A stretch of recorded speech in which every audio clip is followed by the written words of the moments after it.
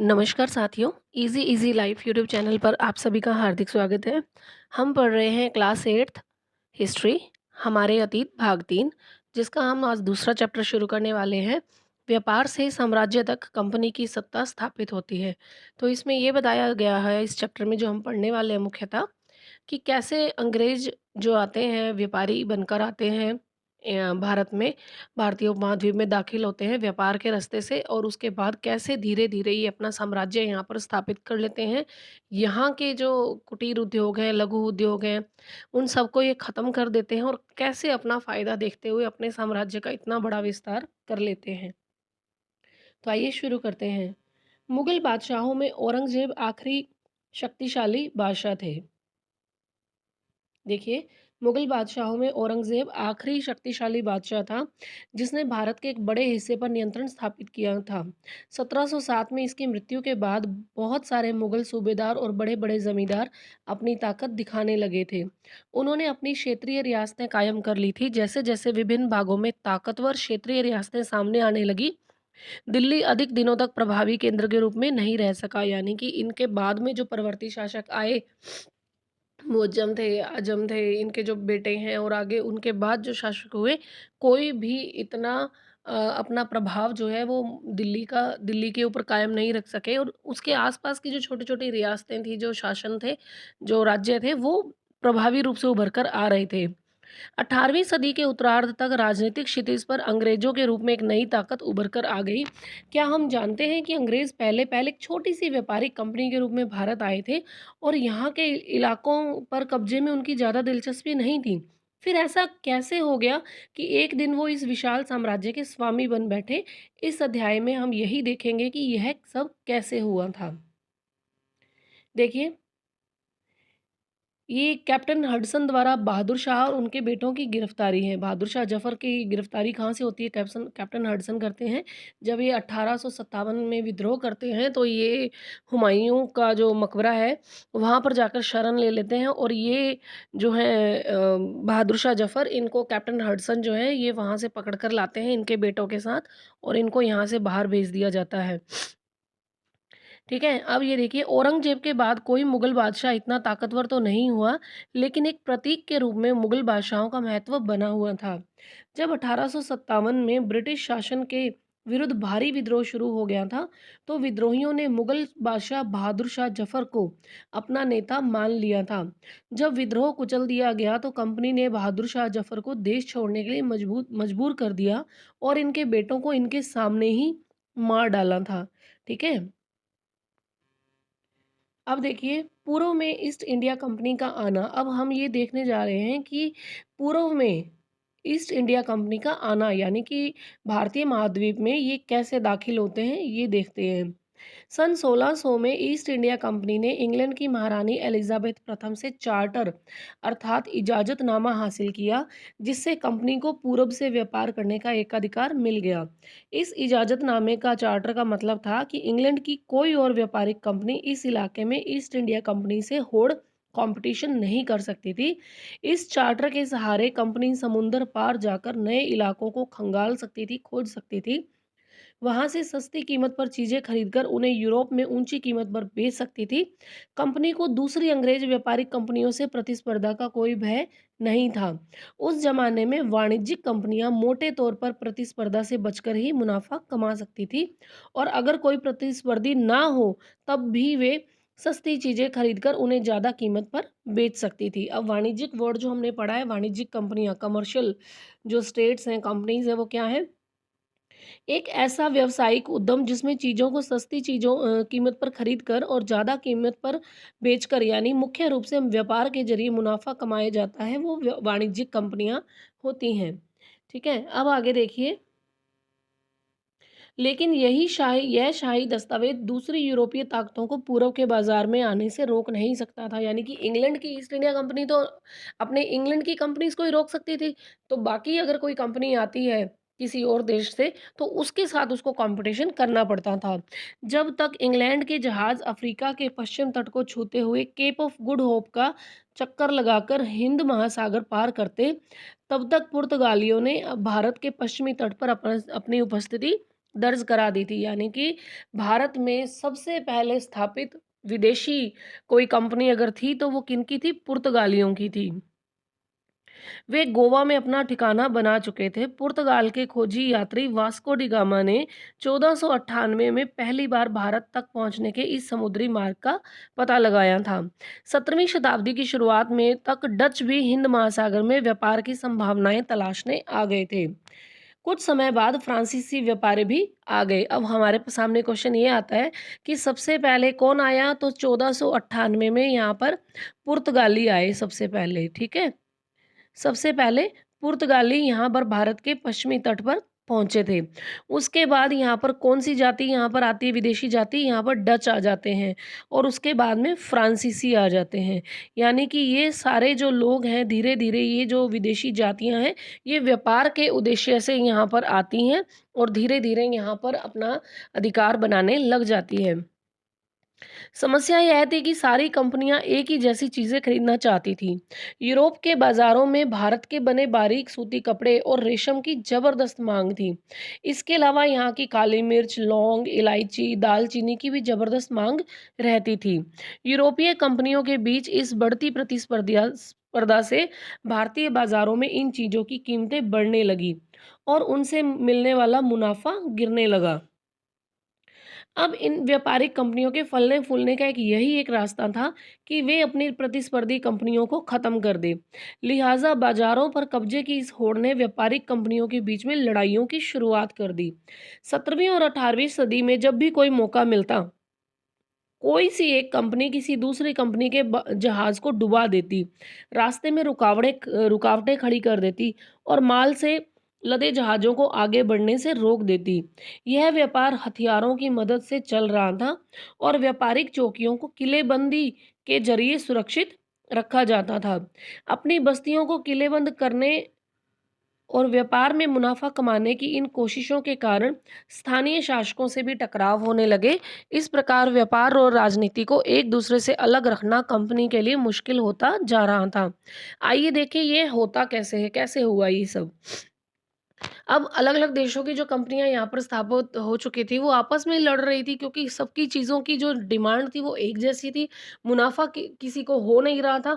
तो इन्होंने एक ट्रिक ये तरीका अपना लिया कि इनके जो जहाज़ हैं, वो सामान तो पानी के रास्ते ही जाएगा, जहाज़ से ही जाएगा, तो या तो ये जहाज़ों को लूट-पाट करने लग गए या उनके रास्ते में रुकावटें खड़ी करने लग जाते या फिर उनको डुबा दिया जाता। तो एक व्यापारी कंपनी दूसरी व्यापारी कंपनी के साथ ऐसे जो परेशानियाँ उनको देने लग गई। अब ईस्ट इंडिया कंपनी बंगाल में व्यापार शुरू कैसे करती है, इसके बारे में देखते हैं।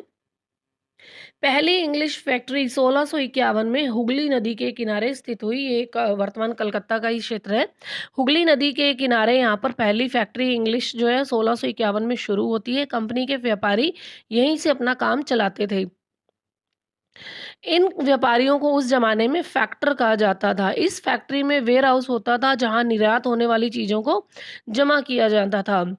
यहीं पर उसके दफ्तर थे ये जिसमें कंपनी के अफ़सर बैठते थे। जैसे-जैसे व्यापार फैला कंपनी ने सौदागरों और व्यापारियों को फैक्ट्री के आस-पास आकर बसने के लिए प्रेरित कर दिया। 1696 तक कंपनी ने इस आबादी के चारों तरफ एक किला बनाना शुरू कर दिया था। 2 साल बाद उसने मुगल अफ़सरों को रिश्वत देकर 3 गाँवों की ज़मींदारी भी खरीद ली। इनमें से एक गाँव कालीकता था जो बाद में कलकत्ता बना। देखिए कालीकाता जो बाद में कलकत्ता बना जिसे अब कोलकाता कहा जाता है। कंपनी ने मुगल सम्राट औरंगज़ेब को इस बात के लिए भी तैयार किया कि वह कंपनी को बिना शुल्क चुकाए व्यापार करने का फरमान जारी कर दे। फरमान क्या होता है? एक शाही आदेश होता है, ठीक है? कंपनी ज़्यादा से ज़्यादा रियायतें हासिल करने में और पहले से मौजूद अधिकारियों का ज़्यादा से ज़्यादा फ़ायदा उठाने में लगी हुई थी। उदाहरण के लिए औरंगज़ेब के फरमान से केवल कंपनी को ही शुल्क मुक्त व्यापार का अधिकार मिला था। कंपनी के जो अफ़सर निजी तौर पर व्यापार चलाते थे, उन्हें यह छूट नहीं थी। लेकिन उन्होंने भी शुल्क चुकाने से इनकार कर दिया। इससे बंगाल में राजस्व वसूली बहुत कम हो गई जिससे भला बंगाल के नवाब मुर्शिद कुली खान विरोध क्यों ना करते। तो हम इनके बारे में पहले भी पढ़ चुके हैं कि मुर्शिद कुली खान जो है नवाब है ये बंगाल के। अब इनको राजस्व मिल नहीं रहा था और ये मुगलों के अंडर में काम कर रहे थे, तो इनके आपसी विरोध होने स्वाभाविक थे। अब ये देखिए ये एक पत्तन दिखाया गया है। मद्रास के जहाजों से सामान लाती स्थानीय नौकाएं, विलियम सिम्पसन द्वारा बनाया गया चित्र 1867 का। ठीक है। 1867 में विलियम सिम्पसन ने एक चित्र बनाया है जिसमें ये जो है बिल्डिंग्स दिखाई गई है जहाँ पर अंग्रेज रहा करते थे, और ये जो है माल जो आता था उसके बाद उसको स्थानीय नौकाएं जो है उतार उतार कर, ये माल जो पड़ा है ये पड़ा है यहाँ पर, स्थानीय नौकाएं आ रही हैं, ये सामान को ला रही हैं। ठीक है, ये चित्र बनाया है विलियम सिम्पसन ने 1867 में। अब है व्यापार से युद्धों तक। 18वीं सदी की शुरुआत में कंपनी और बंगाल के नवाबों का टकराव काफी बढ़ गया था। औरंगजेब की मृत्यु के बाद 1707 में जब इसकी मृत्यु हो जाती है, बंगाल के नवाब भी अपनी ताकत दिखाने लगे थे। उस समय दूसरी क्षेत्रीय ताकतों की स्थिति भी ऐसे ही थी। मुर्शिद कुली खान के बाद अली वर्दी खान, देखिए ये दोनों इंपॉर्टेंट नाम है, अली वर्दी खान और उसके बाद सिराजुद्दौला बंगाल के नवाब बनते हैं। यानी कि मुर्शिद कुली खान पहले इसमें होते हैं, औरंगजेब के टाइम पे होते हैं नवाब बंगाल के, उसके बाद में औरंगजेब की मृत्यु के बाद में बनते हैं अली वर्दी खान और उसके बाद सिराजुद्दौला बंगाल के नवाब बनते हैं। ये सभी शक्तिशाली शासक थे। उन्होंने कंपनी को रियायतें देने से मना कर दिया था। व्यापार का अधिकार देने के बदले कंपनी से नजराने मांगे। उसे सिक्के ढालने का अधिकार नहीं दिया गया और उसकी किलेबंदी को बढ़ाने से रोक दिया। कंपनी पर धोखाधड़ी का आरोप लगाते हुए उन्होंने दलील दी कि उसकी वजह से बंगाल सरकार की राजस्व वसूली कम होती जा रही है और नवाबों की ताकत कमजोर पड़ रही है। अब हो क्या रहा था कि कंपनी तो टैक्स चुकाने के लिए तैयार ही नहीं थी। उसके अफसरों ने अपमानजनक चिट्ठियां लिखी और नवाबों और उनके अधिकारियों को अपमानित करने का ये लोग प्रयास करने लगे। ये चित्र देखिए, ये रॉबर्ट क्लाइव है। कंपनी का कहना था कि स्थानीय अधिकारियों की बेतुकी मांगों से कंपनी का व्यवहार तबाह हो रहा है। व्यापार तभी फल फूल सकता है जब सरकार शुल्क हटा ले। कंपनी को इस बात का भी यकीन था कि अपना व्यापार फैलाने के लिए उनको अपनी आबादी बढ़ानी होगी, गांव खरीदने होंगे और किलों का पुनर्निर्माण करना होगा। ये टकराव दिनों दिन गंभीर होते गए और इन टकरावों की परिणति क्या हुई थी? प्लासी के युद्ध के रूप में हुई थी। अब ये देखते हैं हम, एक तो है ये कठपुतली, यह एक खिलौना होता है जिसे आप धागों के सहारे अपने हिसाब से नचाते हैं। जो व्यक्ति किसी और के इशारों पर चलता है उसे भी मजाक उड़ाने के लिए अक्सर कठपुतली कहा जाता है। ठीक है, अब धीरे धीरे परिस्थिति ऐसी हो जाएगी कि ये जो बंगाल है, कलकत्ता है, इन सब के जो नवाब हैं वो भी धीरे धीरे अंग्रेजों के हाथों की कठपुतली बन जाएंगे। अब ये देखिए, ये है प्लासी का युद्ध। ये बहुत इंपॉर्टेंट युद्ध रहा है जिसके बाद में बहुत सारी जो चीज़ें चेंज हो जाएंगी और कंपनी का शासन जो है वो बहुत ज़्यादा यहाँ पर बढ़ने लग जाएगा। प्लासी का युद्ध देखिए, 1756 में अली वर्दी खान की मृत्यु हो जाती है और सिराजुद्दौला बंगाल के नवाब बनते हैं। कंपनी को सिराजुद्दौला की ताकत से काफी भय था। सिराजुद्दौला की जगह कंपनी एक ऐसा कठपुतली वाला नवाब चाहती थी जो उसे व्यापारिक रियायतें और अन्य सुविधाएं आसानी से देने में आनाकानी ना करे। कंपनी ने प्रयास किया कि सिराजुद्दौला के प्रतिद्वंदियों में से किसी को नवाब बना दिया जाए। कंपनी को इसमें कामयाबी नहीं मिलती है। जवाब में सिराजुद्दौला हुक्म देते हैं कि कंपनी उनके राजनीतिक मामलों में टांग अड़ाना बंद कर दे, किलेबंदी रोके और बकायदा राजस्व चुकाए। जब दोनों पक्ष पीछे हटने को तैयार नहीं होते हैं तो अपने 30,000 सिपाहियों के साथ नवाब ने कासिम बाजार में स्थित इंग्लिश फैक्ट्री पर हमला बोल दिया। नवाब की फौजों ने कंपनी के अफसरों को गिरफ्तार कर लिया, गोदाम पर ताला डाल दिया, अंग्रेजों के हथियार छीन लिए और अंग्रेज जहाज़ों को घेरे में ले लिया। इसके बाद नवाब ने कंपनी के कलकत्ता स्थित किले पर भी कब्जे के लिए उधर का रुख किया। अब ये देखिए, प्लासी का नाम ये किस वजह से पड़ा था? असली नाम था पलाशी, जिसे अंग्रेजों ने बिगाड़कर प्लासी कर दिया था। इस जगह को पलाशी यहाँ पाए जाने वाले पलाश के फूलों के कारण कहा जाता था। पलाश के खूबसूरत फूल खूबसूरत लाल फूलों से गुलाल बनाया जाता है जिसका होली पर इस्तेमाल होता है। ठीक है, अब देखिए कलकत्ता के हाथ से निकल जाने के बाद कलकत्ता के हाथ से निकल जाने के बाद मद्रास में तैनात कंपनी के अफसरों ने भी रॉबर्ट क्लाइव के नेतृत्व में सेनाओं को रवाना कर दिया। इस सेना को नौसैनिक बेड़े की मदद भी मिल रही थी। इसके बाद देखिए ये महान्यायालय कक्ष है ईस्ट इंडिया हाउस का, लेडन हॉल स्ट्रीट पे। ईस्ट इंडिया कंपनी के कोर्ट ऑफ प्रोपराइटर्स की लंदन स्थित लेडन हॉल स्ट्रीट पर बने ईस्ट इंडिया हाउस में बैठकें होती थी। यहाँ ऐसी ही एक सभा का चित्र है, यानी कि कंपनी जो भी व्यापार कर रही है, ये सारा यहाँ पर इनके ज्यूरी मेंबर्स जो है, महान्यायालय कोर्ट रूम दिखाया गया है। ये लेडन हॉल स्ट्रीट लंदन में बना हुआ है। ठीक है, इसके बाद हम देखते हैं ये जो है ये सिराजुद्दौला है, ये जो बंगाल के नवाब हैं सिराजुद्दौला है। ठीक है, फिर नवाब के साथ लंबे समय तक इन दोनों की आपस में सौदेबाजी चलती है। आखिरकार 1757 में रॉबर्ट क्लाइव जो है वो सिराजुद्दौला को प्लासी के मैदान में कंपनी की सेना का नेतृत्व करते हुए हरा देता है। रॉबर्ट क्लाइव 1757 में प्लासी के मैदान में सिराजुद्दौला को उसकी सेना सहित हरा देता है, क्योंकि सिराजुद्दौला की हार का एक बड़ा कारण था कि उसके सेनापतियों में से एक सेनापति मीर जाफर शामिल हो जाता है उनके साथ। मीर जाफर की टुकड़ियों ने इस युद्ध में हिस्सा ही नहीं लिया। रॉबर्ट क्लाइव ने यह कहकर उसे अपने साथ मिला लिया था कि सिराजुद्दौला को हटाकर मीर जाफर को नवाब बना दिया जाए।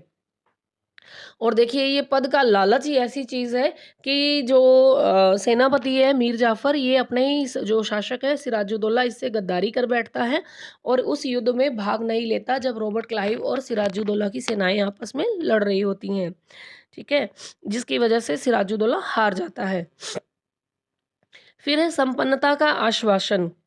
इंग्लैंड के लोग ईस्ट इंडिया कंपनी की शासकीय महत्वाकांक्षाओं को संदेह और अविश्वास से देखते थे। इंग्लैंड के लोग ईस्ट इंडिया कंपनी की शासकीय महत्वाकांक्षाओं को संदेह और अविश्वास से देखते थे। प्लासी की लड़ाई के बाद रॉबर्ट क्लाइव ने अंग्रेज सम्राट के एक मुख्य विदेश मंत्री विलियम पिट को 7 जनवरी 1759 को कलकत्ता से यह चिट्ठी भेजी। लेकिन इतनी विशाल सत्ता एक वाणिज्यिक कंपनी के लिए बहुत बड़ी बात होगी। मैं खुद यह सोचकर अभिभूत हूँ कि इन समृद्ध रियासतों पर पूरा कब्जा करने में कोई परेशानी नहीं आएगी। अब मैं यह फैसला आप पर छोड़ता हूँ। क्या सालाना 20 लाख स्टर्लिंग की आमदनी और 3 प्रांतों का कब्जा कोई ऐसी चीज़ है जिस पर इतना शोर मचाना उचित हो? यानी कि रॉबर्ट क्लाइव जब ये चिट्ठी भेजते हैं, ठीक है, रॉबर्ट क्लाइव जब ये प्लासी का युद्ध हो जाता है 1757 में, उसके बाद में ये जो एक विदेश मंत्री हैं विलियम पिट इंग्लैंड के, उनको चिट्ठी लिखकर भेजते हैं कि हमारे ये इतनी सी चीज़ें जो मिल रही हैं हमें इस युद्ध के बाद, वो ठीक है या आप चाहते हो कि हम यहाँ पर अपना पूरा साम्राज्य बिखेर लें, बना लें? अपार संभावनाएं दिख रही थी इन लोगों को। प्लासी की जंग इसलिए महत्वपूर्ण मानी जाती है क्योंकि भारत में यह कंपनी की पहली बड़ी जीत थी। प्लासी की जंग के बाद सिराजुद्दौला को मार दिया गया और एज यूजुअल, क्योंकि कंपनी कठपुतली वाला नवाब चाहती थी, तो मीर जाफर को नवाब बना दिया गया। कंपनी अभी भी शासन की जिम्मेदारी संभालने को तैयार नहीं थी, क्योंकि इतनी बड़ी कंपनी तो ये थी ही, लेकिन भारत का साम्राज्य जो उपमहाद्वीप का वो और ज़्यादा बड़ा था, तो इसके ऊपर शासन करना इनके लिए अभी संभव नहीं था, क्योंकि इनका मूल उद्देश्य तो व्यापार को फैलाना था। अगर यह काम स्थानीय शासकों की मदद से बिना लड़ाई ही किया जा सकता था, तो किसी राज्य को सीधे अपने कब्जे लेने में जरूरत क्या थी। जल्द ही कंपनी को एहसास होने लगा कि यह रास्ता आसान नहीं था। कठपुतली नवाब भी हमेशा कंपनी के इशारों पर नहीं चलते थे। आखिरकार उन्हें भी तो अपनी प्रजा की नज़र में सम्मान और संप्रभुता का दिखावा करना पड़ता था। तो फिर कंपनी क्या करती? जब मीर जाफर ने कंपनी का विरोध करना शुरू कर दिया, तो कंपनी ने उसे हटाकर मीर कासिम को नवाब बना दिया। देखिए, अब कंपनी किसी की सगी नहीं है, पहली चीज। ठीक है, सत्ता के लालच में एक के बाद एक सेनापति आ रहे थे। जैसे सिराजुद्दौला के साथ गद्दारी कौन करता है? मीर जाफर करता है। फिर जब मीर जाफर अपनी छवि बना के रखना चाहता है, तो कंपनी उसे हटाकर मीर कासिम को बना देती है। अब जब कंपनी मीर कासिम से परेशान होने लगी तो यहाँ पर बक्सर की लड़ाई होती है 1764 में, उसको भी हारना पड़ा, यानी कि अब मीर कासिम की भी छुट्टी कर दी गई है, उसे बंगाल से ही बाहर का रास्ता दिखा दिया और फिर मीर जाफर को वापस दोबारा नवाब बनाया गया। अब नवाब को हर महीने 5 लाख रुपए कंपनी को चुकाने थे, यानी कि नवाब की स्थिति ऐसी कर दी कि भाई नवाब तो हम तुम्हें बना रहे हैं लेकिन तुम्हें कंपनी को पैसे देने पड़ेंगे। अब हर महीने 5 लाख रुपए नवाब कंपनी को चुकाता था। कंपनी अपने सैनिक खर्चों से निपटने, व्यापारिक ज़रूरतों और अन्य खर्चों को पूरा करने के लिए और पैसा चाहती थी। कंपनी और ज़्यादा इलाके और ज़्यादा कमाई चाहती थी। 1765 में जब मीर जाफ़र की मृत्यु हो जाती है 1765 में जब मीर जाफ़र की मृत्यु होती है तब तक कंपनी के इरादे बदल चुके थे। कठपुतली नवाबों के साथ अब अपने खराब अनुभवों को देखते हुए रॉबर्ट क्लाइव ने ऐलान किया कि अब हमें खुद ही नवाब बनना पड़ेगा। और इस तरह से 1765 में मुगल सम्राट ने कंपनी को ही बंगाल प्रांत का दीवान नियुक्त कर दिया। दीवानी मिलने के कारण कंपनी को बंगाल के विशाल राजस्व संसाधनों पर नियंत्रण मिल गया था। इस तरह कंपनी की एक पुरानी समस्या हल हो गई थी। 18वीं सदी की शुरुआत से ही भारत के साथ उसका व्यापार बढ़ता जा रहा था, लेकिन उसे भारत में ज़्यादातर खरीद चीज़ें ब्रिटेन से लाए गए सोने और चांदी के बदले खरीदनी पड़ती थी। इसकी वजह ये थी कि ब्रिटेन के पास भारत में बेचने के लिए कोई चीज़ थी ही नहीं। प्लासी की जंग के बाद ब्रिटेन से सोने की निकासी कम होने लगी और बंगाल की दीवानी मिलने के बाद तो ब्रिटेन से सोना लाने की ज़रूरत ही नहीं रही। अब भारत से होने वाली आमदनी के सहारे ही कंपनी अपने खर्चे चला सकती थी। इस कमाई से कंपनी भारत में सूती और रेशमी कपड़ा खरीद सकती थी, अपनी फौजों को संभाल सकती थी और कलकत्ते में किले और दफ्तरों के निर्माण की लागत उठा सकती थी। यानी कि भारत का पैसा भारत में ही रोटेट हो रहा है, कहीं कुछ नहीं हो रहा। पहले तो ब्रिटेन को जो भी चीज़ें खरीदनी पड़ रही थी तो वहाँ का जो यूरोपीय धन जो है वो यहाँ आ रहा था। ठीक है? अब नवाब की शिकायतों को पढ़ लेते हैं जरा। 1733 में बंगाल के नवाब ने इंग्लिश व्यापारियों के बारे में ये क्या कहा है कि जब वे पहली बार हमारे देश में आए तो उन्होंने सरकार के सामने विनती करते हुए कहा कि उन्हें एक फैक्ट्री बनाने के लिए थोड़ी सी ज़मीन दे दी जाए।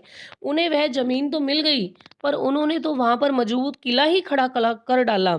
इसके चारों ओर गड्ढे बना दिए गए जो नदियों से जुड़ते थे। दीवारों पर न उन जाने उन्होंने कितनी तोपें तैनात कर दी। उन्होंने बहुत सारे सौदागरों और अन्य लोगों को अपने मातहत रहने के लिए तैयार कर लिया है और वह 1 लाख रुपए राजस्व वसूल रहे हैं। वे असंख्य औरतों और मर्दों को उनके ही देश में गुलाम बनाकर लूट खसोट कर रहे हैं। तो यानी कि परिस्थिति का अंदाजा तो इन्हें शुरू से ही था, भारतीय शासकों को, लेकिन फिर भी पता नहीं कैसे इन्होंने सारा अधिकार सब कुछ इनके हवाले धीरे धीरे धीरे धीरे करते जा रहे थे। अब देखिए कंपनी के अफसर नवाब बन बैठे। नवाब बनने का मतलब क्या था? इसका एक मतलब तो यही था कि कंपनी के पास अब सत्ता और ताकत दोनों थी, लेकिन इसके कुछ और फायदे भी थे। कंपनी का हर कर्मचारी नवाबों की तरह जीने के ख्वाब देखने लगा, यानी लग्जरियस लाइफ इनको यहाँ पर मिलनी शुरू हो गई थी। हर कोई अब इस लग्जरियस लाइफ को जीना चाहता था। प्लासी के युद्ध के बाद बंगाल के असली नवाबों को इस बात के लिए बाध्य कर दिया गया कि वे कंपनी के अफसरों को निजी तोहफे के तौर पर जमीन और बहुत सारा पैसा दे। खुद रॉबर्ट क्लाइव ने ही भारत में बेहिसाब दौलत जमा कर ली थी। 1743 में जब वह इंग्लैंड से मद्रास, अब चेन्नई जिसे कहते हैं, आया था तो उसकी उम्र उम्र महज 18 साल थी। 1743 में रॉबर्ट क्लाइव जब इंग्लैंड से चेन्नई आता है तो उसकी उम्र सिर्फ 18 साल होती है। A young minded person. 1767 में जब वह 2 बार गवर्नर बनने के बाद हमेशा के लिए भारत से रवाना हुआ तो यहाँ उसकी दौलत जो है 40,000 सॉरी 4,102 पौंड के बराबर थी। यानी कि गवर्नर के अपने दूसरे कार्यकाल में उसे कंपनी के भीतर फैले भ्रष्टाचार को खत्म करने का प्रयास काम दिया गया था, लेकिन 1772 में ब्रिटिश संसद में उसे खुद भ्रष्टाचार के आरोपों पर अपनी सफाई देनी पड़ी थी। इतना पैसा उसने लूटा था यहाँ से, देखिए लाखों पौंड्स में उसकी दौलत हो गई है। सरकार को उसकी अकूत संपत्ति के स्रोत संदेहास्पद लग रहे थे, उसे भ्रष्टाचार के आरोपों से तो बरी कर दिया गया, लेकिन 1774 में उसने आत्महत्या कर ली थी। कंपनी के सभी अफसर क्लाइव की तरह दौलत इकट्ठा नहीं कर पा रहे थे। बहुत सारी बीमारियों और लड़ाई के कारण कम उम्र में ही मौत का निवाला बन गए। भ्रष्टाचार का पैसा कहाँ टिकेगा जी, कहीं ना कहीं तो निकलेगा। इसके अलावा उन सभी को भ्रष्ट और बेईमान मानना भी सही नहीं होगा। उनमें से बहुत सारे अफसर साधारण परिवारों से आए थे। उनकी सबसे बड़ी इच्छा बस यही थी कि वे भारत में ठीक ठाक पैसा कमाएं और ब्रिटेन में लौटकर आराम की जिंदगी बसर करें। जो जीते जी धन दौलत लेकर वापस लौट गए, उन्होंने वहां पर आलीशान जीवन जिया। उन्हें वहां के लोग नवाब कहते थे। यही भारतीय शब्द नवाब का ही अंग्रेजी संस्करण बन गया था। उन्हें लोग अक्सर नए अमीरों और सामाजिक हैसियत में रातों रात ऊपर आने वाले लोगों के रूप में देखते थे। नाटकों और कार्टूनों में उनका मजाक उड़ाया जाता था। अब देखिए क्लाइव खुद को कैसे देखते थे।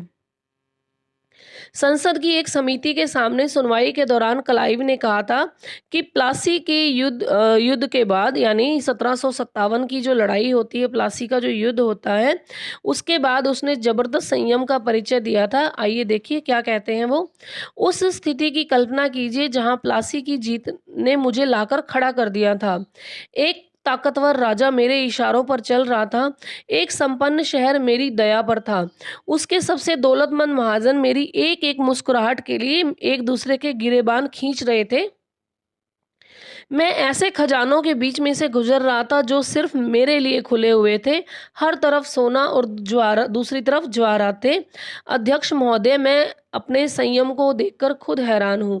यानी कि इतनी लग्जरियस लाइफ इनकी हो गई है, नवाब को इन्होंने कठपुतली बना लिया है। और जितना ऐशो आराम, जितनी धन दौलत ये यहाँ से इकट्ठी कर सकते थे, जिसका उपभोग ये कर सकते थे, इन्होंने किया था। अब कंपनी का फैलता शासन। 1757 से 1857 के बीच ईस्ट इंडिया कंपनी के द्वारा भारतीय राज्यों पर कब्जे की प्रक्रिया को देखें तो कुछ महत्वपूर्ण बातें सामने आती हैं। किसी अनजान इलाके में कंपनी ने सीधे सैनिक हमला नहीं किया। उसने किसी भी भारतीय रियासत का अधिग्रहण करने से पहले विभिन्न राजनीतिक, आर्थिक और कूटनीतिक साधनों का इस्तेमाल किया। फिर है बक्सर की लड़ाई जो होती है, ये मीर कासिम के साथ होती है। जो बक्सर की लड़ाई 1764 के बाद कंपनी ने भारतीय रियासतों में अपने रेजिडेंट तैनात कर दिए। कंपनी के राजनीतिक या व्यावसायिक प्रतिनिधि होते थे ये रेजिडेंट। इनका काम कंपनी के हितों की रक्षा करना था और उन्हें आगे बढ़ाना था। रेजिडेंट के माध्यम से कंपनी के अधिकारी भारतीय राज्यों के भीतरी मामलों में भी दखल देने लगे थे। अगला राजा कौन होगा, किस पद पर किसको बिठाया जाएगा, इस तरह की चीजें भी कंपनी के अधिकारी ही तय करना चाहते थे। कई बार कंपनी ने रियासतों पर सहायक संधि भी थोप दी। ठीक है, ये जो हम लोग पढ़ते हैं कि 1798 में लॉर्ड वेलेस्ली जो है ये सहायक संधि का प्रस्ताव लेकर आते हैं, जिसे धीरे धीरे लगभग 1823 तक राजस्थान की तो लगभग सारी रियासतें 1818 तक मान जाती हैं। सिर्फ सिरोही रियासत रहती है जो 1823 में इस संधि पर हस्ताक्षर करती है, सहायक संधि पर। जो रियासत इस बंदोबस्त को मान लेती थी उसे अपनी स्वतंत्र सेनाएं रखने का अधिकार नहीं रहता था, क्योंकि कंपनी वहां पर अपनी सेना प्रोवाइड करवाती थी, क्योंकि उसे कंपनी की तरफ से सुरक्षा मिलती थी। और सहायक सेना के रख रखाव के लिए कंपनी को पैसा देती थी। यानी जिस भी भारतीय शासक द्वारा सहायक संधि को अपनाया जाता था तो उसको अपनी सेना एक अलग रखने की ज़रूरत नहीं होती थी। कंपनी उन्हें सुरक्षा प्रोवाइड करती थी और दूसरी बात, उस सुरक्षा को प्रोवाइड करवाने के बदले में जो अंग्रेजी जो सेना होती थी उसका सारा खर्चा जो है उस शासक को उठाना पड़ता था। अगर भारतीय शासक रकम अदा करने से चूक जाते थे तो जुर्माने के तौर पर उनका इलाका कंपनी अपने कब्जे में ले लेती थी। और जब रिचर्ड वेलेस्ली गवर्नर जनरल 1798 से 1805 के टाइम पे रहते हैं, उस समय इन्होंने अवध के नवाब को 1801 में अपना आधा इलाका कंपनी को देने के लिए सौंपने के लिए मजबूर कर दिया, क्योंकि नवाब सहायक सेना के लिए पैसे अदा करने में चूक गए थे। इसी आधार पर हैदराबाद के कई इलाके भी छीन लिए गए थे। अब इन रेजिडेंट्स की ताकत क्या है ये देखते हैं। ये देखिए, ये नवाब शुजाउद्दौला हैं। टिली कैटल द्वारा बनाया गया चित्र है ये। 1772 में बक्सर की लड़ाई के बाद हुई संधियों के स्वरूप नवाब शुजाउद्दौला के ज़्यादातर अधिकार छिन गए थे, लेकिन यहाँ पर रेजिडेंट के सामने वह अपनी चिर परिचित शानो शौकत के साथ ही दिखाई दे रहे हैं। मतलब नवाब भी कम नहीं थे, आपकी सारी संपत्ति जाती जा रही है, आपको यहाँ पर एक मात्र एक पपेट बनाकर छोड़ दिया गया है, लेकिन फिर भी ये अपनी लग्जरियस लाइफ छोड़ नहीं सकते थे और अंग्रेज़ों को इस चीज़ में मज़ा आ रहा था। तो धीरे-धीरे वो अपना जो एक अधिकार है वो बढ़ाने की कोशिश कर रहे थे और इन लोगों का जो ये नवाब वगैरह हैं, इनकी जो एक पावर थी इसको कम करने में लगे हुए थे। अब देखिए कंपनी द्वारा नियुक्त किए गए रेजिडेंट्स के बारे में स्कॉटलैंड के प्रसिद्ध अर्थशास्त्री और राजनीतिक जेम्स मिल क्या कहते हैं। दरअसल रेजिडेंट रियासत का राजा होता है, हम उसे अहस्तक्षेप की मनचाही निषेधाज्ञा के तहत काम करने की छूट देते हैं। जब तक स्थानीय राजा पूरी तरह अधीनस्थ रहता है और रेजिडेंट यानी ब्रिटिश सरकार के माफिक काम करता है तो चीज़ें आराम से चलती रहती हैं। शासन के कामों में रेजिडेंट की दखलंदाजी के बिना सब कुछ चल जाता है। जब भी कुछ अलग तरह का घटता है, जब भी राजा कोई ऐसा रास्ता अपनाता है जिससे ब्रिटिश सरकार गलत मानती है, तो टकराव और उथल-पुथल पैदा हो जाती है। ये किसका कहना है? जेम्स मिल का कहना है। ये इन्होंने 1832 में जो एक बुक लिखी है उसमें इन्होंने बताया है। अब हम देखते हैं टीपू सुल्तान, जिसे शेर-ए मैसूर कहा जाता है।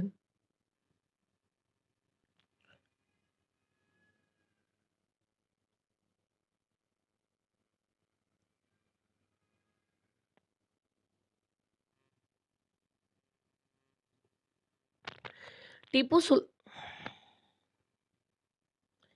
टीपू सुल्तान जब कंपनी को अपने राजनीतिक और आर्थिक हितों पर खतरा दिखाई दिया, तो कंपनी ने प्रत्यक्ष सैनिक टकराव का रास्ता भी अपनाया। दक्षिण भारतीय राज्य मैसूर के उदाहरण से यह बात समझी जाती है। हैदर अली, जिनका शासनकाल 1761 से 1782 तक रहता है, ये उनके विख्यात पुत्र टीपू सुल्तान, जिनका शासनकाल 1782 से 1799 तक रहता है, जैसे शक्तिशाली शासकों के नेतृत्व में मैसूर काफ़ी ताकतवर हो चुका था। अब हम मैसूर रियासत के बारे में पढ़ने वाले हैं, मैसूर राज्य के बारे में, जिसके दो प्रमुख शासक हुए हैं। एक तो हुए हैदर अली, जो 1761 से 1782 तक रहते हैं। फिर उनके बाद है टीपू सुल्तान, जिसका शासनकाल 1782 से 1799 तक रहता है। मालाबार तट पर होने वाला व्यापार मैसूर रियासत के नियंत्रण में था, जहां से कंपनी काली मिर्च और इलायची खरीदती थी। 1785 में टीपू सुल्तान ने अपनी रियासत में पड़ने वाले बंदरगाहों से चंदन की लकड़ी, काली मिर्च और इलायची का निर्यात रोक दिया। सुल्तान ने स्थानीय सौदागरों को भी कंपनी के साथ कारोबार करने से रोक दिया। टीपू सुल्तान ने भारत में रहने वाले फ्रांसीसी व्यापारियों से घनिष्ठ संबंध विकसित किए और उनकी मदद से अपनी सेना का आधुनिकीकरण किया। यानी कि ये इंग्लैंड वालों पे नहीं, फ्रेंच जो व्यापारी हैं उनके ऊपर भरोसा करते हैं और उनसे घनिष्ठता बनाते हैं। सॉरी। अब ये देखिए पिक्चर एक, यहाँ पर टीपू सुल्तान के जो बेटे हैं, इनको बंधक बनाकर लॉर्ड कॉर्नवालिस के सामने पेश किया जा रहा है। डैनियल आर्म ने ये चित्र बनाया है 1793 में। कंपनी की फौजों को हैदर अली और टीपू सुल्तान ने कई बार युद्ध में हराया था, लेकिन 1792 में मराठों, हैदराबाद के निजाम और कंपनी की संयुक्त फौजों के हमले के बाद टीपू सुल्तान को अंग्रेजों से संधि करनी पड़ी थी। इस संधि के तहत उनके दो बेटों को अंग्रेजों ने बंधक के रूप में अपने पास रख लिया। ब्रिटिश चित्रकारों को ऐसे दृश्यों की तस्वीर बनाने में मजा आता था जिसमें अंग्रेजों की सत्ता विजय दिखाई देते थी। सुल्तान के इन कदमों से अंग्रेज आग बबूला हो गए। उन्होंने हैदर अली और टीपू सुल्तान, जो बहुत महत्वाकांक्षी, घमंडी और खतरनाक दिखाई देते थे, अंग्रेजों को लगता था कि ऐसे राजाओं को नियंत्रण करना और कुचलना जरूरी है। इसके वजह से मैसूर के साथ अंग्रेजों की 4 बार जंग हुई। 1767 से 1769 में, 80 और 84 के बीच में, 1790 से 92 के बीच में और 1799 के बीच में। और आखिरी तौर पर श्रीरंगपट्टम की आखिरी जंग में कंपनी को सफलता मिलती है 1799 में। अपनी राजधानी की रक्षा करते हुए टीपू सुल्तान मारे जाते हैं और मैसूर का राजकार पुराने जो वाडियार राजवंश हैं, इनको सौंप दिया गया था। इसके साथ मैसूर पर भी एक सहायक संधि थोप दी गई थी। अब हम एक टीपू सुल्तान की कहानी दी गई है और एक ये देखिए खिलौना है, इसके बारे में देखते हैं। टीपू सुल्तान के बारे में कहा जाता है, राजाओं की छवि अक्सर जनश्रुतियों से भी बनती है। प्रचलित किस्सों में उनकी ताकत का खूब यशगान किया जाता है। 1782 में मैसूर के राजा बने टीपू सुल्तान के बारे में कहा जाता है कि वे एक बार अपने फ्रांसीसी दोस्त के साथ जंगल में शिकार खेलने गए। वहां पर एक शेर उनके सामने आ जाता है। उनकी बंदूक ने मौके पर साथ नहीं दिया और कटार भी जमीन पर गिर जाती है। फिर भी टीपू सुल्तान निहत्थे ही शेर का मुकाबला करते हैं और आखिरकार कटार कटार उठा लेते हैं और उन्होंने अंत में उस शेर को मार गिराया। इसी के बाद से उन्हें शेर मैसूर कहा जाने लगा। क्या कहा जाने लगा? शेर मैसूर कहा जाने लगा। उनके राजसी झंडे पर भी शेर की तस्वीर दिखाई देती है, उसके ऊपर बनी होती थी। अब ये देखिए, ये एक खिलौना है टीपू सुल्तान का। यह टीपू के विशालकाय मशीनी खिलौने की एक तस्वीर है। इसमें यह नकली शेर एक यूरोपीय सिपाही को दबाए हुए है। जब इसका हैंडल घुमाया जाता था तो नकली शेर दहाड़ता था और सिपाही के भीतर से चीख की आवाजें आती थीं। अब यह खिलौना शेर जो है लंदन स्थित विक्टोरिया एंड एल्बर्ट म्यूजियम में रखा गया है। विक्टोरिया एंड एल्बर्ट म्यूजियम, ये जो लंदन में है, यहाँ पर इस म्यूजियम में इस खिलौने को रखा गया है। 4 मई 1799 को जब अपनी राजधानी श्रीरंगपट्टम की रक्षा करते हुए टीपू सुल्तान की मृत्यु हो जाती है, तो अंग्रेज इस खिलौने को भी अपने साथ ले जाते हैं। कुछ नहीं छोड़ा इन अंग्रेजों ने। अब आगे देखिए, मराठों से लड़ाई। 18वीं शताब्दी के आखिर से कंपनी मराठों की ताकत को काबू और ख़त्म करने के बारे में सोचने लगती है। कंपनी को अब किसकी परेशानी आ रही है? मराठों से परेशान हो रही है कंपनी, है ना? धीरे-धीरे ये यहाँ के राजाओं को सबको धीरे-धीरे ख़त्म करने में लग रही है। 1761 में पानीपत की तीसरी लड़ाई में हार के बाद दिल्ली से देश का शासन चलाने वाले मराठों का सपना चूर-चूर हो जाता है। इन्हें कई राज्यों में बाँट दिया जाता है। इन राज्यों की बागडोर सिंधिया, होलकर, गायकवाड़ और भोंसले जैसे अलग-अलग राजवंशों के हाथ में थी। ये सारे सरदार एक पेशवा जो सर्वोच्च मंत्री होता था के अंतर्गत एक कन्फेडरेसी यानी राज्य मंडल के सदस्य होते थे। यानी कि शासक जो खुद हैं, सिंधिया, होलकर, गायकवाड़, भोंसले, ये सारे खुद अब एक पेशवा के अंडर में काम कर रहे हैं। यानी कि कन्फेडरेसी, एक राज्य मंडल बना दिया जाता था। पेशवा इस राज्य मंडल का सैनिक और प्रशासकीय प्रमुख होता था और ये पुणे में रहता था। महादजी सिंधिया और नाना फडणवीस 18वीं सदी के आखिर के 2 प्रसिद्ध मराठा योद्धा और राजनीतिज्ञ थे। एक के बाद एक कई युद्धों में कंपनी ने मराठों को घुटने टेकने पर मजबूर कर दिया था। पहला युद्ध जो होता है, ये होता है 1782 में सालबाई की संधि के साथ खत्म होता है। यानी कि कंपनी का मराठों के साथ जो युद्ध होता है पहला, ये युद्ध सालबाई की संधि के समय खत्म होता है, जिसमें कोई पक्ष जीत नहीं पाता है।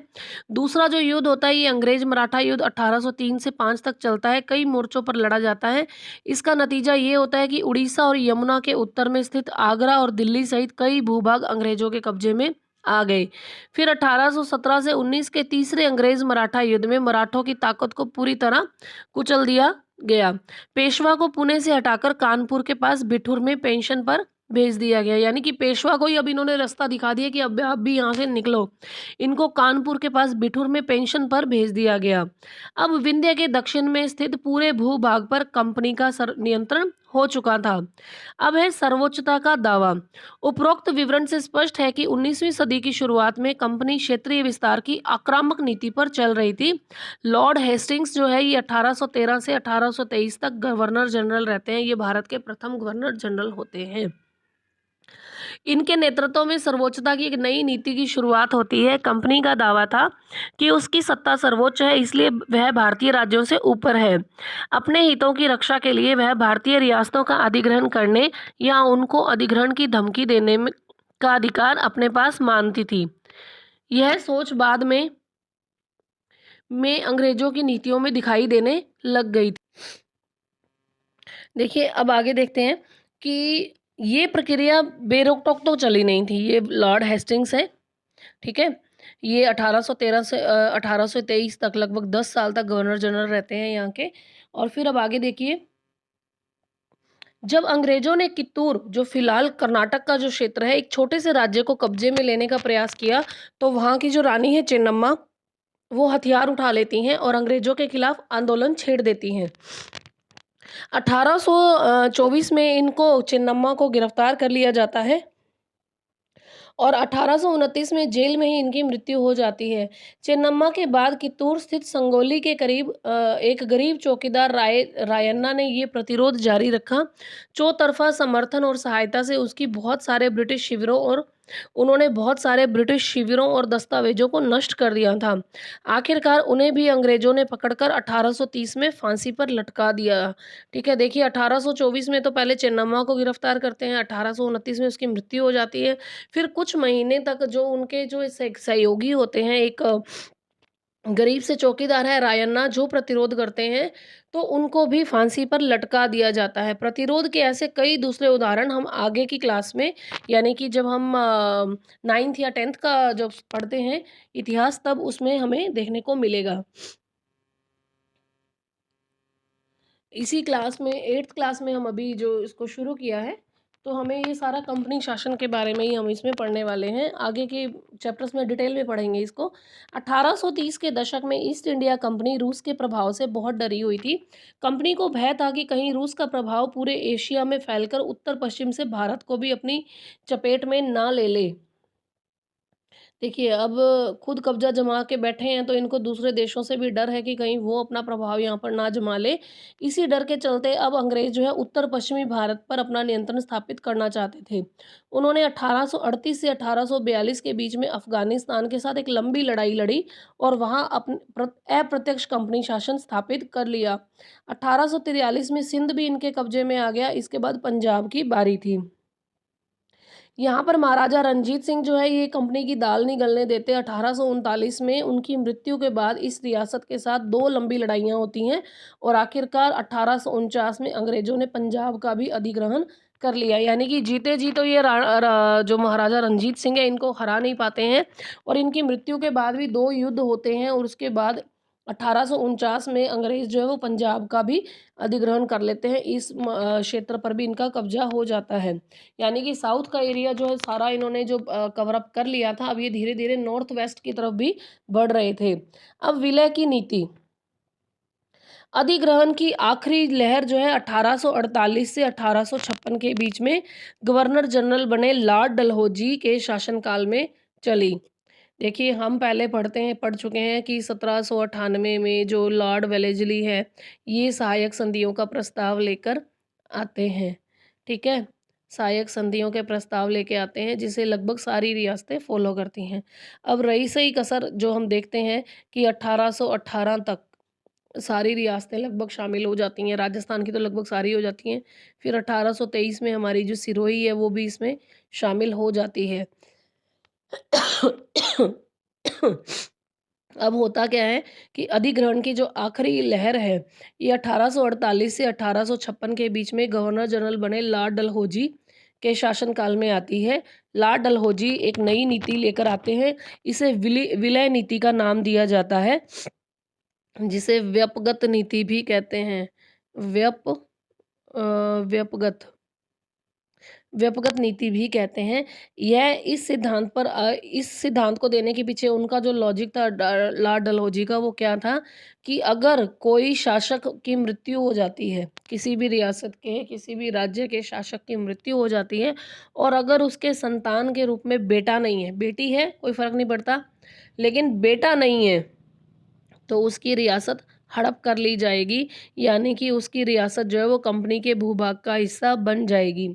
इस सिद्धांत के आधार पर एक के बाद एक कई रियासतें, जैसे सतारा को 1848 में, संबलपुर को 1850 में, उदयपुर को 1852 में, नागपुर को 1853 में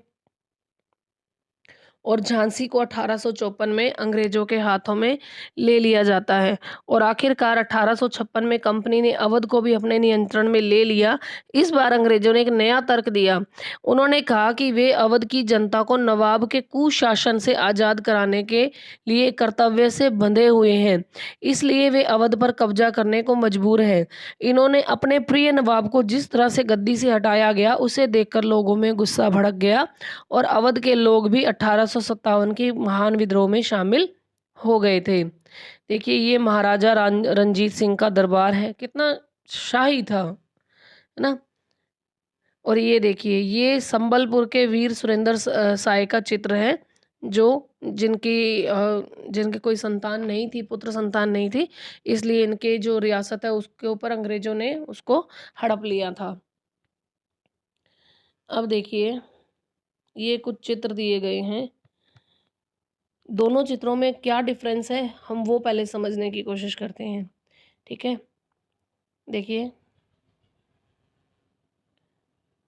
जब ये हमारा उपमहाद्वीप है, ठीक है, ये सारा, ठीक है, इस उपमहाद्वीप का ये सारा क्षेत्र रियासती है, ठीक है, रियासती है, शासक वर्ग है, ये सारा जो रेड कलर से हमें दिखाई दे रहा है ये, और ये जो येलो वाला जो क्षेत्र है ना, ये है जहाँ से अंग्रेज एंटर करते हैं। तो ये कलकत्ता, बनारस, इधर इधर हैदराबाद, इधर से ये मद्रास, है ना, इन सब पर अपना कब्जा जमाते हैं। जो येलो पार्ट दिया गया है ये कब के टाइम का है, जब 1797 का टाइम आता है, लॉर्ड वेलेस्ली के टाइम का, ठीक है। और उसके बाद में ये देखिए क्षेत्र, इसको थोड़ा सा और एनलार्ज कर देते हैं। ये है 1840 का समय, 1797 से 1840 का जो क्षेत्र है, लगभग 42-43 साल में ये इतने से भूभाग पर यहाँ पर थे, अंग्रेज एंटर किए थे। और अब देख लिए महज 40 साल में, 40-42 साल में ये भारत के किस किस हिस्से तक पहुँच जाते हैं, कहाँ कहाँ तक कब्जा अपना कर लेते हैं। ये देखिए दिल्ली, लखनऊ, ये इधर से बनारस, कलकत्ता, ये हैदराबाद का क्षेत्र, ये सारा जो है 1840 तक इनके कब्जे में, ब्रिटिश के अधीन हो जाता है। ठीक है, अब आगे देखिए एक और चित्र दिया गया है, ये 1857 का है, यानी 1840 का तो हमने देखा, और अब ये देखिए 1857 का जो क्षेत्र है भारत का, जो उस वक्त है, ये जो लाहौर सिंध का जो प्रांत है, ये सारा, है ना, ये सारा इनके कब्जे में आ गया है। बनारस का, कलकत्ता का, लखनऊ का, ये दिल्ली का, इधर ये सारा चीज़ें, महाराष्ट्र का एक कितना बड़ा हिस्सा है ना, ये सब सब सब इनके अंडर में आ चुका है। अब भारत में अंग्रेजों की फैली सत्ताएं हम इन तीनों नक्शों में देख चुके हैं कि किस तरह से इन्होंने अपने कब्जे को बढ़ा लिया है, अपने शासन को, साम्राज्य का विस्तार कर लिया। क्या एक व्यापारी कंपनी बनकर आए थे और खुद ही यहाँ के शासक बन के बैठ गए हैं, नए शासन की स्थापना। अब देखिए गवर्नर जनरल वॉरेन हेस्टिंग्स 1773 से 1785 तक उन सारे महत्वपूर्ण व्यक्तियों में से था जिसने कंपनी की ताकत फैलाने में अपनी अहम भूमिका अदा की थी। वॉरेन हेस्टिंग्स के समय तक आते आते कंपनी न केवल बंगाल बल्कि बम्बई और मद्रास में भी सत्ता हासिल कर चुकी थी। ब्रिटिश इलाके मोटे तौर पर प्रशासकीय इकाइयों में बटे हुए थे जिन्हें प्रेसिडेंसी कहा जाता था। उस समय भारत में इन ब्रिटिशर्स ने अपनी 3 प्रेसिडेंसियां स्थापित की, बंगाल, मद्रास और बम्बई, यानी कि 3 बिग स्टेट्स थे, एक तरह से प्रेसिडेंसियां थी। हर एक का शासन गवर्नर के पास में होता था। सबसे ऊपर गवर्नर जनरल होता था। वॉरेन हेस्टिंग्स ने कई प्रशासकीय सुधार किए, न्याय के क्षेत्र में उसके सुधार खास तौर से उल्लेखनीय थे। 1772 से एक नई न्याय व्यवस्था स्थापित की गई। इस व्यवस्था में प्रावधान किया गया कि हर जिले में 2 अदालतें होंगी, एक तो फौजदारी होगी और दूसरी दीवानी अदालत होगी। दीवानी कौन सी होती हैं? दीवानी अदालतों के मुखिया यूरोपीय जिला कलेक्टर होते थे। मौलवी और हिंदू पंडित उनके लिए भारतीय कानूनों की व्याख्या करते थे। फौजदारी अदालतें अभी भी काजी और मुफ्ती के ही अंतर्गत थी, लेकिन वे भी कलेक्टर की निगरानी में ही काम करते थे। अब ये काजी कौन होता था? काजी एक न्यायाधीश होता था। मुफ्ती कौन होता था? मुस्लिम समुदाय का एक न्यायविद होता था जो कानूनों की व्याख्या करता है। काजी इसी व्याख्या के आधार पर फैसले सुनाता है। फिर है महाअभियोग। महाअभियोग की प्रक्रिया क्या थी? जब इंग्लैंड के हाउस ऑफ कॉमन्स में किसी व्यक्ति के खिलाफ दुराचरण का आरोप लगाया जाता था, तो हाउस ऑफ लॉर्ड्स जो होते हैं, संसद का जो ऊपरी सदन है, उस व्यक्ति के खिलाफ मुकदमा चलाता है, जिसे महाअभियोग कहा जाता है। अब एक ये जो कोर्ट रूम का हमें दृश्य देखने को मिल रहा है, ये इसी तरह से वॉरेन हेस्टिंग्स पर मुकदमा है। जो चित्र जो है वो आरजी पोलार्ड द्वारा बनाया गया चित्र है 1789 में। वॉरेन हेस्टिंग्स जब 1795 में 85 में वॉरेन हेस्टिंग्स 1785 में जब इंग्लैंड लौटता है, तो एडमंड बर्के जो है उस समय उस पर बंगाल का शासन का सही ढंग से न चलाने का आरोप जड़ देते हैं। इसी आरोप के चलते ब्रिटिश संसद ने महाभियोग का मुकदमा चलाया था वॉरेन हेस्टिंग्स के ऊपर, जो 7 साल तक चला था। अब देखिए ये कुछ टिप्पणियां हमें देखने को मिलती हैं। मैं सबके शत्रु और उत्पीड़क पर महाभियोग चला रहा हूँ। वॉरेन हेस्टिंग्स के महाभियोग की कार्रवाई के दौरान एडमंड बर्क ने एक उत्तेजनापूर्ण भाषण दिया, जिसका एक हिस्सा इस प्रकार था। मैं उनके यानी हेस्टिंग्स के ऊपर भारत के लोगों की तरफ से महाभियोग चला रहा हूँ, जिनके अधिकारों को उन्होंने पैरों तले रौंद दिया है, जिनके देश को उन्होंने रेगिस्तान बना दिया है। अंत में मानव स्वभाव के नाम पर, स्त्री पुरुष के नाम पर, हर उम्र के नाम पर, हर ओहदे के नाम पर मैं सबके साझा शत्रु और सबके उत्पीड़क पर महाभियोग चला रहा हूँ। अच्छा,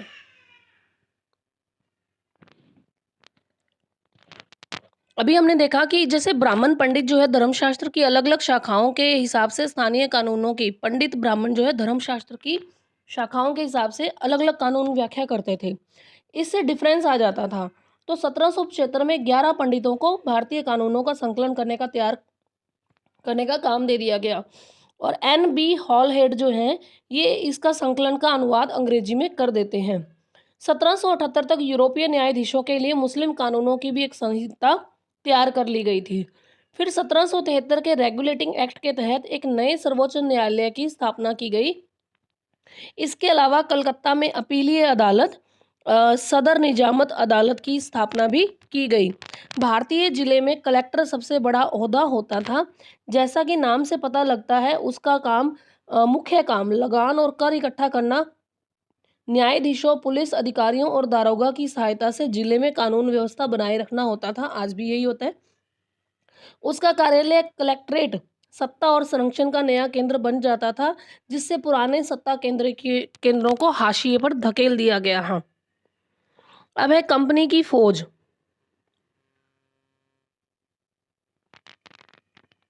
कंपनी के साथ भारत में शासन और सुधार के नए विचार तो आए, लेकिन उसकी असली सत्ता सैनिक ताकत में ही थी। मुगल फौज मुख्य रूप से घुड़सवार घुड़सवार यानी सवार, घोड़े पर चलने वाले प्रशिक्षित और पैदल सेना थी। उन्हें तीरंदाजी और तलवारबाजी का प्रशिक्षण दिया जाता था। सेना में सवारों का दबदबा बना रहता था। मुगल साम्राज्य को एक विशाल पेशेवर प्रशिक्षण वाली पैदल सेना की जरूरत नहीं होती थी। ग्रामीण इलाकों में सशस्त्र किसानों की बड़ी संख्या थी। स्थानीय जमींदार मुगलों को जरूरत पड़ने पर पैदल सिपाही मुहैया करवा देते थे। 18वीं शताब्दी में जब अवध और बनारस जैसी रियासतों में किसानों की भर्ती करके उन्हें पेशेवर सैनिक प्रशिक्षण दिया जाने लगा, तो यह सूरत बदलने लगी। ईस्ट इंडिया कंपनी ने जब अपनी सेना के लिए भर्ती शुरू की, तो उन्होंने भी यही तरीका अपनाया। अंग्रेजी में सेना को सिपॉय कहा जाता है, जो भारतीय शब्द सिपाही से ही बना है। आर्मी कहते थे, यानी कि ग्रुप ऑफ जो बनाया जाता था सोल्जर्स, सिपाही, इनको आर्मी कहा जाता था। धर्मशास्त्र क्या है? संस्कृत की ऐसी कृतियां थी जिनमें सामाजिक तौर तरीकों, आचरण के सिद्धांतों की व्याख्या की जाती है। ये धर्मशास्त्र ईसा पूर्व 500 वर्ष से भी पहले लिखे गए थे। सवार कौन होते थे? घुड़सवार होते थे। और मस्किट कौन होते थे? ये पैदल सिपाहियों द्वारा इस्तेमाल की जाने वाली एक भारी बंदूक होती थी। मैचलॉक क्या होता था? शुरुआती दौर की बंदूक जिसमें बारूद को माचिस से चिंगारी दी जाती थी। 1820 के दशक से जैसे जैसे युद्ध तकनीक बदलने लगी, कंपनी की सेना में घुड़सवार टुकड़ियों की जरूरत कम होती गई। इसकी वजह ये थी कि ब्रिटिश साम्राज्य बर्मा, अफ़गानिस्तान, मिस्र में भी लड़ रहा था, जहाँ सिपाही मस्केट, तोड़ेदार बंदूक और मैचलॉक से लैस होते थे। ये दोनों के बारे में हमने अभी देखा। मस्केट क्या होती है? पैदल सिपाहियों द्वारा इस्तेमाल की जाने वाली एक भारी बंदूक होती है। और मैचलॉक क्या होता था? ये ऐसी बंदूक होती थी जिसमें बारूद को माचिस से चिंगारी दी जाती थी। ठीक है? अब कंपनी की सेना के सिपाहियों को बदलती सैनिक आवश्यकताओं का ध्यान रखना पड़ता था और अब उसकी पैदल टुकड़ी ज़्यादा महत्वपूर्ण होती जा रही थी। 19वीं सदी की शुरुआत में अंग्रेज एक समरूप सैनिक संस्कृति विकसित करने लगे थे। सिपाहियों को यूरोपीय ढंग का प्रशिक्षण, अभ्यास और अनुशासन सिखाया जाने लगा। अब उनका जीवन पहले से भी ज़्यादा नियंत्रित था। देखिए ये एक चित्र दिया गया है, ये बंगाल के एक सवार हैं, एक अज्ञात भारतीय चित्रकार द्वारा बनाया गया इनका चित्र है 1780 का। मराठों और मैसूर के साथ हुए युद्धों के बाद कंपनी को अपनी घुड़सवार टुकड़ियों को मजबूत करने की अहमियत समझ में आने लगी थी। अब यह है कि इन कोशिशों में कई बार समस्याएं भी आती थी, क्योंकि पेशेवर सिपाहियों की सेना खड़ी करने के चक्कर में अंग्रेज कई बार जाति और समुदाय की भावनाओं को भी आहत कर देते थे, नज़रअंदाज कर देते थे। भला लोग अपनी जाति और धार्मिक भावनाओं को इतनी आसानी से कैसे छोड़ सकते थे? क्या वे खुद को अपने समुदाय का सदस्य मानने की बजाय सिर्फ सिपाही मान सकते थे? सिपाही क्या महसूस करते थे? अपने जीवन और अपनी पहचान, यानी वे कौन हैं, इस बात के एहसास में जो बदलाव आ रहे थे, उनको सिपाहियों ने किस तरह देखा? ये हम 1857 के विद्रोह में आने वाले चैप्टर्स में पढ़ेंगे। अब निष्कर्ष क्या निकलता है? ईस्ट इंडिया कंपनी एक व्यापारिक कंपनी से बढ़ते बढ़ते एक भौगोलिक औपनिवेशिक शक्ति बन गई थी। 19वीं सदी की शुरुआत में नई भाप तकनीक आने के से यह प्रक्रिया और तेज हो गई। तब तक समुद्र मार्ग से भारत में पहुंचने में 6 से 8 महीने का समय लग जाता था। भाप से चलने वाले जहाज़ों ने यह यात्रा 3 हफ्तों में समेट दी। इसके बाद तो और ज़्यादा से ज़्यादा अंग्रेज और उनके परिवार भारत जैसे दूर देश में आने लगे। 1857 तक भारतीय उपमहाद्वीप के 63% भूभाग और 78% आबादी पर कंपनी का सीधा शासन स्थापित हो चुका था। देश के शेष भूभाग और आबादी पर कंपनी का अप्रत्यक्ष प्रभाव था। व्यवहारिक स्तर पर ईस्ट इंडिया कंपनी ईआईसी पूरे भारत को अपने नियंत्रण में ले चुकी थी। तो इस तरह से हम देखते हैं कि कैसे एक व्यापारी कंपनी छोटी सी आती है और कैसे पूरे पूरे इतने बड़े उपमहाद्वीप पर कब्जा कर लेती है और यहाँ के शासकों को ही हाशिए पर धकेल देती है, यहाँ की सेनाओं को भी खत्म कर देती है, यहाँ की जाति व्यवस्था को खत्म करने में लग जाती है। यहाँ पर विकास के नाम पर अपनी सुविधाओं को पहले प्राथमिकता देते हैं। अब देखिए इसी तरह से जिस तरह से भारत में चल रहा था, किसी और देश में भी क्या हालात थे। दक्षिण अफ्रीका में दास व्यापार। डच व्यापारी 17वीं सदी में दक्षिण अफ्रीका पहुंचे। जल्द ही दास व्यापार शुरू हो गया। लोगों को बंधक बनाकर जंजीरों में बांधकर दास बाजारों में बेचा जाने लगा। 1834 में दास प्रथा के अंत के समय अफ्रीका के दक्षिणी सिरे पर स्थित केप में निजी स्वामित्व में दासों की संख्या 36,774 थी। 1824 में केप में आने वाले एक यात्री ने वहां होने वाली नीलामी का आंखों देखा ब्यौरा प्रस्तुत किया है। यह मालूम होने पर कि पशुओं और कृषि उत्पादों की नीलामी होने वाली है, हमने अपनी गाड़ी नए बैल खरीदने के लिए रोक ली। नीलामी के माल में एक स्त्री दास और उसके 3 बच्चे थे। किसानों ने पशुओं के समान ही उन्हें परखा, उन्हें अलग अलग खरीदारों को बेच दिया। माँ ने चिंता, वेदना और आंसू भरी आंखों से बच्चों की तरफ देखा। दुखी व्याकुल बच्चे माँ बाप से चिपक गए। यह दृश्य दिल को पिघलाने वाला था। इसके विपरीत मौजूद दर्शक के चेहरे हंसते हुए और असंवेदनशील थे। ये एक उद्धरण कहाँ से मिलता है? नाइजल वॉर्डन द्वारा लिखित the chains that binds us, a history of slavery at the Cape 1996 के हमें इसके बारे में पढ़ने को मिलता है। तो इस तरह से देखिए हमारा ये जो चैप्टर है ये हमारा पूरा होता है। जल्द ही मिलते हैं एक और नए चैप्टर के साथ। इसी तरह से अपनी तैयारी को बेहतरीन बनाते रहिए। एनसीईआरटी की बुक्स में आपको फैक्ट बहुत कम मिलते हैं, लेकिन अप्लाइड मटेरियल ज़्यादा होता है जो हमारे लिए बहुत इम्पॉर्टेंट हो जाता है। तो आज के लिए इतना ही। जुड़े रहिए easy easy life YouTube channel के साथ। अपने